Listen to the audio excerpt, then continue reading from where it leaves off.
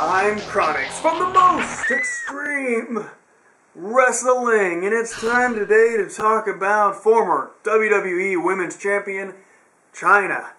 Now, it's been about 12 years since Chyna left the WWE, and we most certainly know that they're never going to make a documentary chronicling her career, talking good about her, or really even bringing light to the fact that she was in the WWE. She's one of those things that have kind of been forgotten and just not brought up. Much like this shirt. It's one of those parts of the Attitude Era that they just kind of sweep under the rug, you know what I mean? First of all, let's talk a little bit about the history of Chyna. You see, Chyna was dating Triple H way back in the day, like in 1996.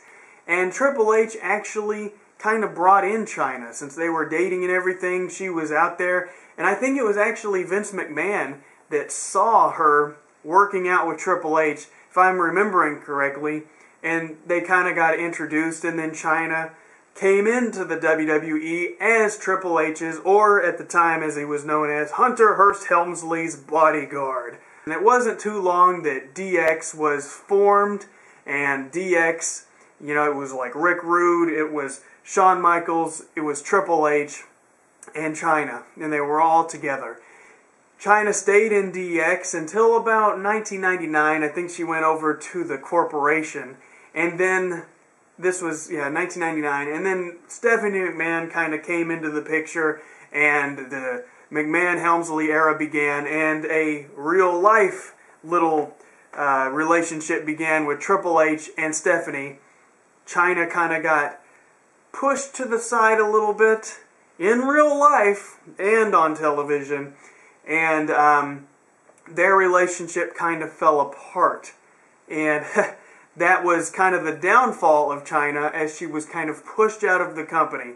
She won the WWE Women's Championship at WrestleMania 17 against Ivory, but that was really kind of the end for her. You know, she actually was on the recovery from this neck surgery that she had. She broke her neck at the hands of Right to Censor, getting pile-drived, and her redemption was going to fight Ivory, who was in the Right to Censor, and, you know, winning the championship, and that was her big, I won, I've returned, and I've conquered. But after that, kind of fell off the map. Actually, she left the company later in 2001. I don't remember seeing her one time during the Invasion angle. I mean, really, I don't. Don't remember seeing that at all. She vacated the title, she left the company, and then after that is when Trish Stratus picked up the belt and, you know, started her run as champion and everything. Now, it appears as if that Chyna had a little bit of enhancement, if you know what I'm saying.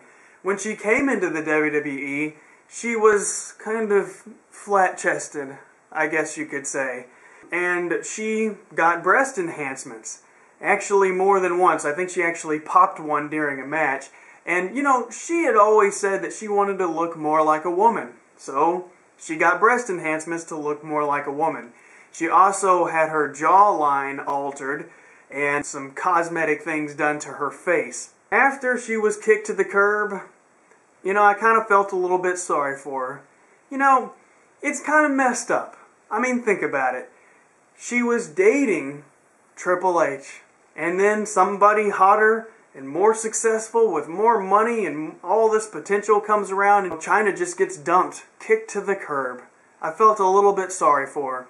Now, I know from every account I've ever heard, I mean, Road Dogg, Billy Gunn, Triple H, I think, has even said a few things, and X-Pac have all said that she was crazy, and their relationship was already falling apart. So it wasn't like he was like, whoa, Stephanie, you're gone, or anything. Their relationship kind of fell apart. I do feel a little bit sorry for her, because she was on top of the world, she was women's champion, she was in Playboy, she even had a comic book, she had a successful book that she had written that she wasn't proud of, and, you know, everything. She had everything, and then she's gone. She doesn't even get a contract renewal. Kind of sucks a little bit. I mean, You know, so she leaves the WWE. She does a few things outside of wrestling. You know, and then she's dating X-Pac. That horrific, my God, I mean, don't even watch it if you haven't seen it. You're sparing yourself. The porno that they made. X-Pac and Chyna. Just scary. That happened. And then she decided that she was actually going to get into porn. She had a few more cosmetic surgeries. She had some Botox in the cheeks. I don't even know what else. But she started looking scary, you know what I mean? She changed her appearance multiple times. She spiraled out of control. She tried to commit suicide a few times. Appeared on some more shoot interviews.